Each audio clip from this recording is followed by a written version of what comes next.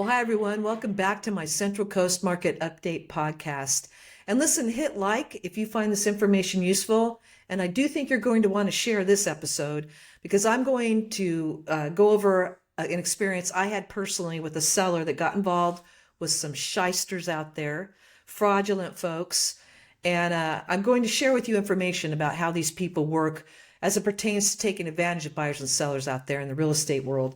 And, they're out there, and I'm sure you've seen the signs. We buy your home for cash, fast. Don't use realtors. They're the enemy. No realtor fees, no hidden fees. We'll do it quick.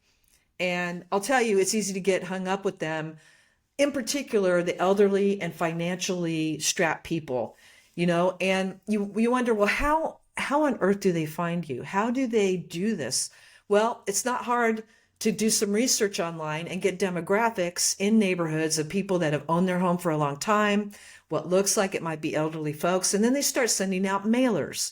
And you'll see these mailers come through every now and again through these neighborhoods.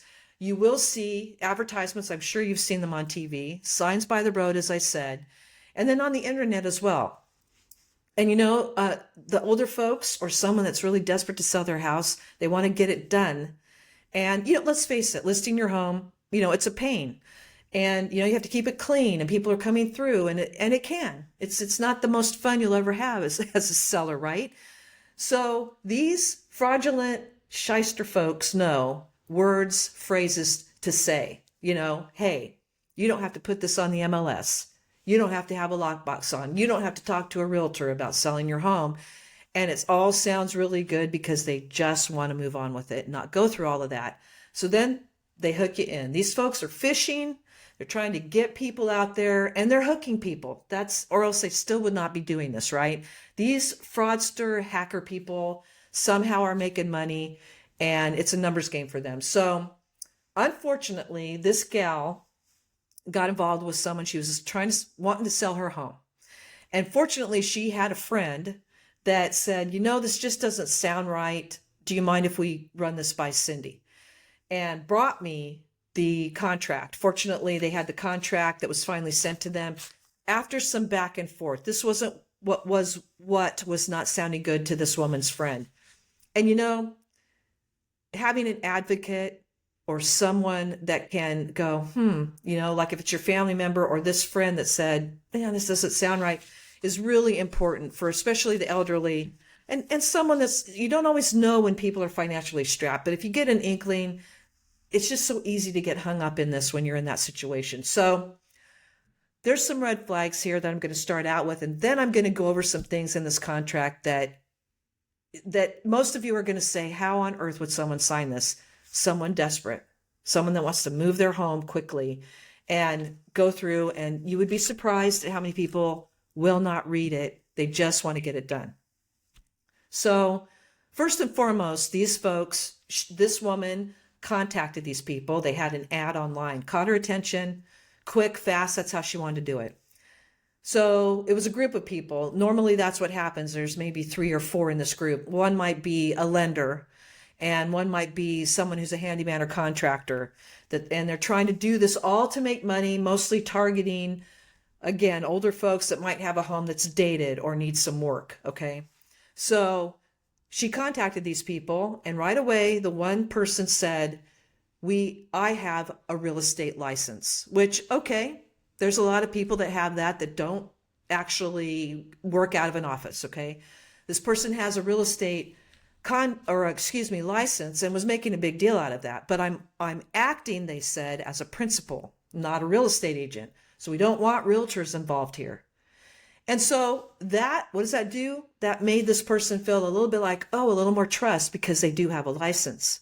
But what that puts you at as a seller or buyer is in a disadvantage. They're acting as a principal, this person said, not as a realtor. They're not representing you. They're not going to give you advice. They're not going to go over their contract with you.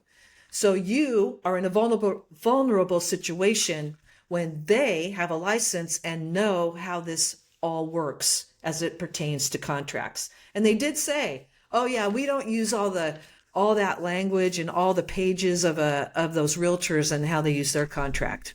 There's a reason for that. So those are some red flags to listen to if someone you know is getting involved with these people. So when you get to the contract part of it, typically on a regular contract between real estate agents, we're using the California Association of Realtors forms, and they will have timelines on them. So for instance, on the contract with the hackers, they have no time frames on their contract. There's no time frames for earnest money or what's also called a good faith deposit. That after a contract's accepted between a buyer and seller, the earnest money or good faith money goes to escrow within 3 business days. In this contract from these people, it actually says they can put it in there any old time they want to before close of escrow. They don't have skin in the game the entire time, so you as a seller are left vulnerable if they cancel, because there's really no cancellation here anywhere on their contract, because there's no time frames to do that. For instance, again, that 3 business days. At the end of that 3rd day, if it's not in there, you as a seller could say, okay, get it in there within 24 hours or I cancel. Same thing on this contract from these people. No time frames on inspections. Basically, they could do inspections anytime they wanted, even at the very last minute, and say, we're not going to buy your house.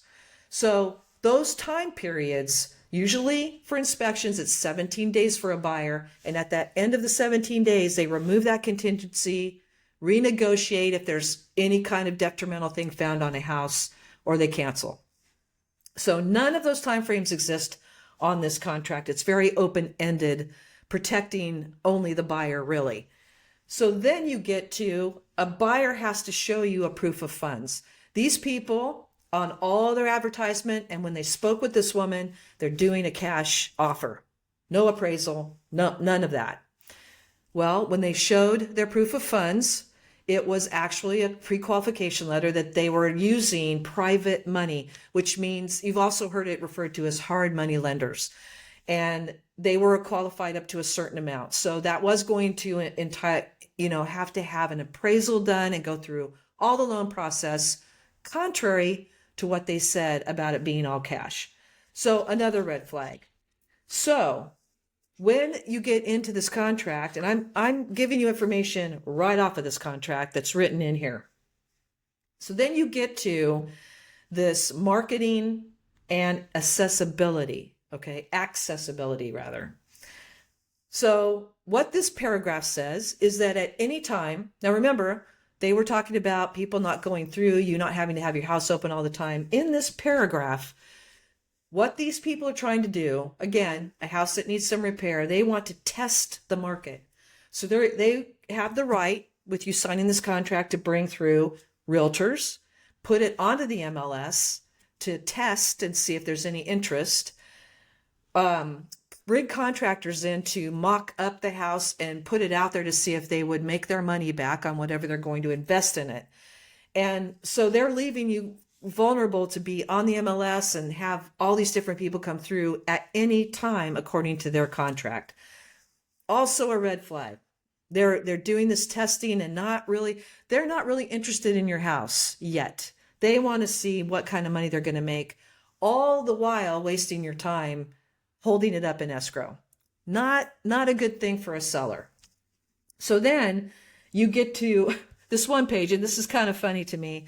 It raises a red flag and shows you what this is kind of all about and why you don't read a lot of, negative things out there. You'll find it, but here's a paragraph that says non-disparagement clause. Okay, it's right in here. I'm not making it up. Where you or they cannot go online during this process, or even after it closes, or even if everybody goes their separate ways for whatever reason, you cannot go on to, for instance, Yelp or any place and say anything disparaging about them and what transpired. So, okay, when we eat at a restaurant or we have bad service somewhere, we go on there and say, this was a terrible experience, or the food was bad, or whatever. But oh no, you signed this. And the thing about signing this, it's a contract. You sign it and you go out there and say things about them, they're definitely going to sue you 100%. So they'll get their money either way, right? So then we get to this other part of this contract You may or may not be able to see this, but it says survival. Survival. This is the part that really got me when I read it. On this, it actually says, and I'm reading it to you, the seller's obligation will survive the termination, expiration, closing date of this agreement. During the period beginning on the effective date of the contract, when it's all accepted by buyers and sellers, 5 years. The seller is obligated 5 years, even after you close escrow and you move on and you're living somewhere else. If there's something wrong with the property, they find a leak that nobody knew about, you, the seller, are obligated to this contract for 5 years. It blew my mind that they would even put that in writing. I mean, that is just something that you wouldn't do. In a typical real estate contract, the buyer buys your home, escrow closes, all disclosures, all of those things have been, on the buyer to investigate the home. So when you close escrow, you're done. It's the buyer's home, the seller moves on to their life, and you're not obligated after that. If there was something you as a seller knew about and didn't disclose, that's different, but that's not what they're talking about. If they, for instance, later down the road, the roof starts leaking and it never leaked when you owned it, they're going to come back after you. It's just something that, again, you think, who would sign this? But the woman that I was dealing with was ready to sign this and move on. So really scary stuff they're putting in here. The very last page of their contract, I find this hilarious. There's several areas here where it says you're not confused, right? You're going to initial, I'm not confused. I have no ailments that would keep me from signing this. And I'm not under any duress. Now, this woman, they were only giving her a certain time. Sign this, we need to go. That's duress. If I was to sit with a seller or buyer and go, okay, you've got to hurry up. This isn't going to, you got to sign right here because we need to move. They were doing that to this woman. That's duress. But you're signing that you're not out of your mind, you're not under duress, and you have no ailments that are going to keep you from signing this contract. I would never sign this. And as a licensed real estate broker, I would never have anyone sign this. And this woman was very grateful that her friend saw a red flag. People need advocates. I'm hoping that this is going to help you. If someone's getting involved, someone told you in your family or a friend, I'm selling my house. Yeah, this group online or these people that contacted me. Just look into it. And never hesitate to contact me about it. I've had firsthand experience with how these people operate, and they're absolutely fraudulent, taking advantage of people. And when you look around at the houses that have sold, you don't see really any people like this. When I looked up their entity, they have an entity name, which I can't tell you right now because I could probably get sued for that. But there's an entity that they called themselves. And when you look it up, there's been no homes that have sold through these people. And that does give me some hope that maybe someone was alerted that this is not something that their loved one should go through with. It's really, really disgusting what these people are doing out there. So I hope that's helpful for you, gave you some red flags. I've got this flyer about Are You a Target? And it's got some great information. I'm going to post it here. I will email it to you guys, that you can print it out, keep it on your desktop, hand it out to people. It gives you some tips. It gives you some ways to keep yourself safe. And again, like I was telling you, some language these people use. It's so good to have these, in no way do I want to entice fear in us. We need tools to combat these people. Not unlike, the military or when you go into a sporting event, you've got your tools, you've got your things to use. That's what we need to do to combat these folks, get educated on it. AI, yeah, there's a lot of AI out there that could be fraudulent and used with this to make everyone look legitimate.